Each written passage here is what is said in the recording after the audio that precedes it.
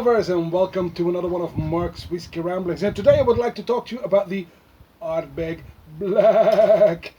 They did that to themselves, right? This is where the Ardbeg boys and girls from marketing really earned their keep, because they've got a sheep team. Now there's a reason for that. If you believe the marketing BS on the back of the bottle, bear with me. It says here, among the whitewashed walls of Islay stands a black sheep, Ardbeg, the island's divergent distillery, defined by its turbulent history, revered for the drams it produces and envied for its unorthodox attitude. Ardbeg is a whiskey that stands out in a crowd, and none more than Ardbeg BlaaacK, bottled to celebrate the 20th anniversary of the Ardbeg Committee. Wow. The Ardbeg Committee, those are the dyed-in-the-wool fans, you know. You see what I did there? Anyway, well, there was no Feis Ile this year, as you know, but luckily there is a Feis Ile release, also from Ardbeg. And while I am not very fond of their marketing story with the sheep team, the Ardbeg BlaaacK is an interesting Ardbeg because, sorry, it's just too silly.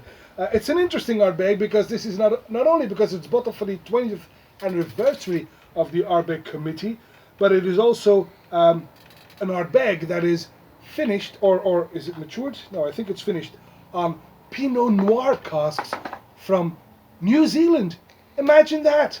So that makes it quite interesting, don't you think? Wine casks from New Zealand, Pinot Noir wine casks. Now, as you know, I do collect these bottles as well, so I'm going to keep this one in the collection for a while. Even though I don't like the marketing around it, I still believe it might be an interesting whiskey because it is finished on those Pinot Noir New Zealand wine casks. It's bottled at 46% ABV, and I've got me a sample as well to go with this Ardbeg BlaaacK, because basically that means that I can keep my bottle in the collection just a little while longer. Look at that. The Ardbeg BlaaacK at 46% ABV. It's like an old golden color, and that's obviously from the wine casks, more or less. Let's find out if the marketing did as good a job as the master distiller did in creating this Ardbeg BlaaacK at 46% ABV on the nose. Well, that nose is very pleasant indeed. At first I get the typical peat, smouldering wood, ashes, and even some Wellington boots, all typical Ardbeg traits, but there's some nice umami and dark and sweet notes there as well. Think marinated ribs on the barbecue, some black currants, nougat even with some hazelnuts, some paprika powder, coriander, and a bit of caramel. This is actually a very good nose on the palate then.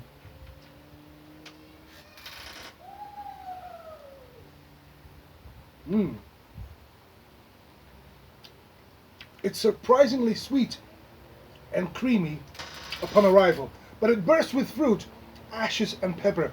It is immediately mouth coating, and it sets the mouth aflame. The smoke becomes big, the berries become dark, and suddenly citrus appears. Citrus fruit kicks in, and the malt evolves toward the liquid ashtray that I've come to love. That is, for me, Ardbeg. The dark and sweet notes of the wine, they do remain present, but clearly plays a second fiddle on the palate. On the nose, yes, Pinot Noir from New Zealand. On the palate, not so much. This is textbook Ardbeg. I love it. On the finish then.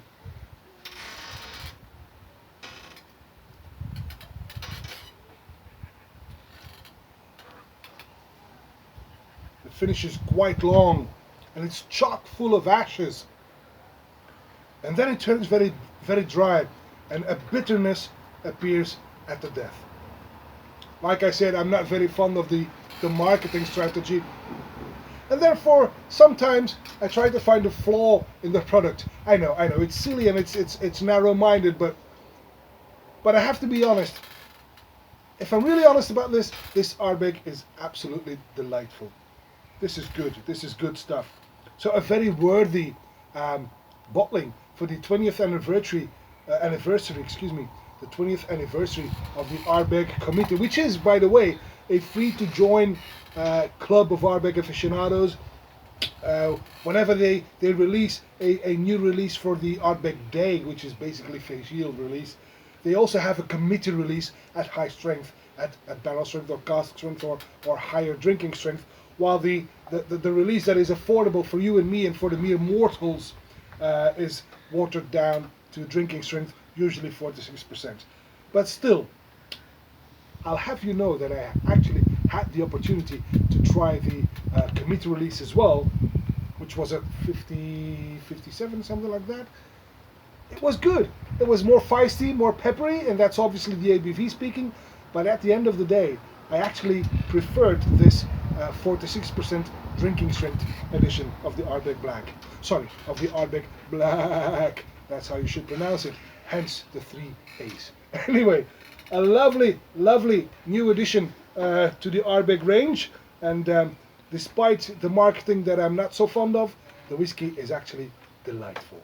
And that's all for this Whisky Rambling, and I hope to see you at one of Mark's Whisky Ramblings real soon. And until then, may the malt be with you.